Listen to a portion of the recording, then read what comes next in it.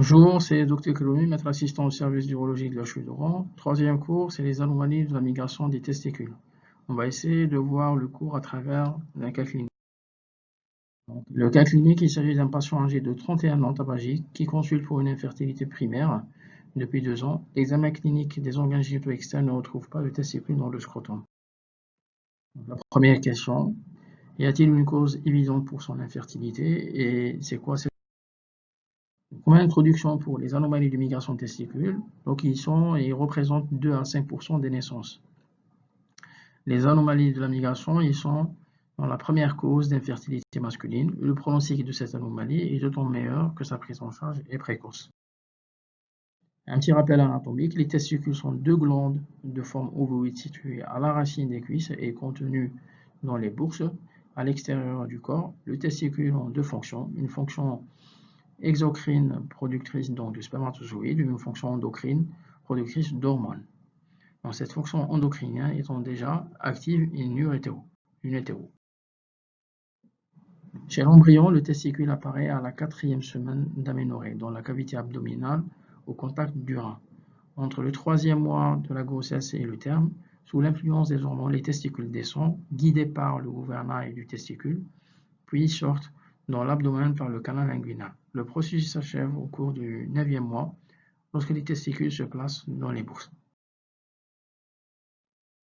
Quels sont les différents types d'anomalies du testicule? Il existe deux types d'anomalies. La cryptorchidie, donc le testicule n'a pas achevé sa migration et il se trouve dans l'abdomen, au niveau inguinal, ou bien au-dessus du scrotum. La cryptorchidie représente la grande majorité des anomalies ressenties. Testiculaire. Le testicule ne se situe pas sur le chemin normal de la descente. Sa position est anormale au-dessus du pénis, au niveau du périnée et en avant des bourses ou encore au niveau de la cuisse fémorale. Cette anomalie est moins fréquente. Les anomalies peuvent concerner un seul testicule ou bien les deux. En cas d'anomalie bilatérale, il faut aussi penser à rechercher des malformations associées, telles que le syndrome d'Opitz ou Klinefelter ou Prain-Billy.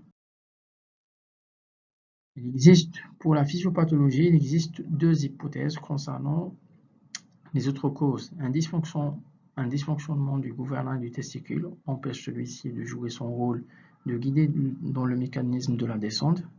Un dysfonctionnement hormonal d'origine centrale est en cause. L'hypophyse donc ne fonctionne pas bien. Un dysfonctionnement hormonal d'origine locale est en cause.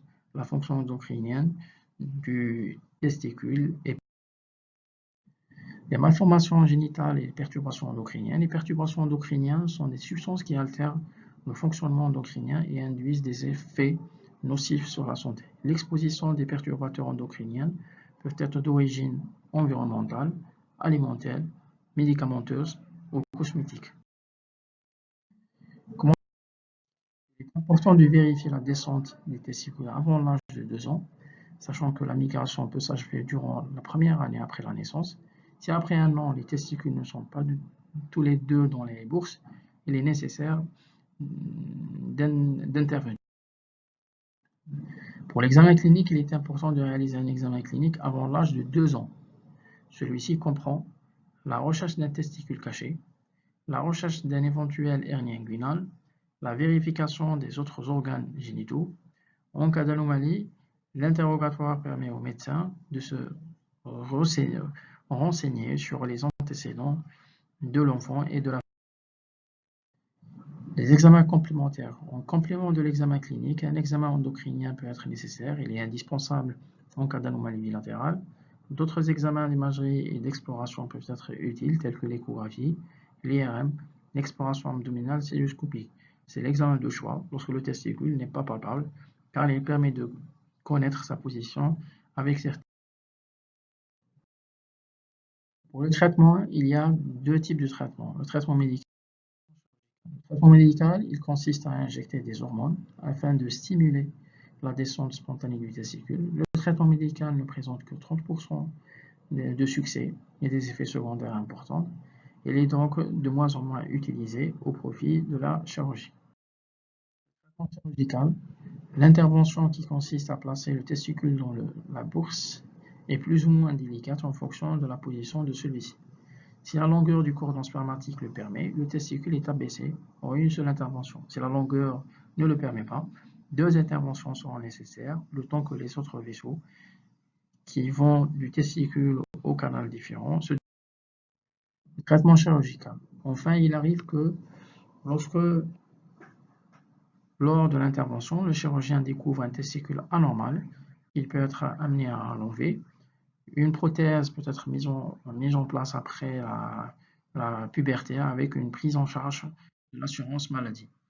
L'intervention réalisée avant l'âge de 2 ans permet d'éviter les conséquences, parfois graves, de l'anomalie des testicules. En fonction de la complexité de la situation et de la technique choisie par le chirurgien, le traitement chirurgical peut être réalisé en 2 temps. Au moment de la prise en charge, les familles doivent être averties du risque d'atrophie testiculaire et de son retentissement sur la fertilité. Elles doivent aussi recevoir une information sur le risque accru de développement du cancer du testicule à l'âge adulte. On recommande de traiter la cryptorchidie avant l'âge de 2 ans pour limiter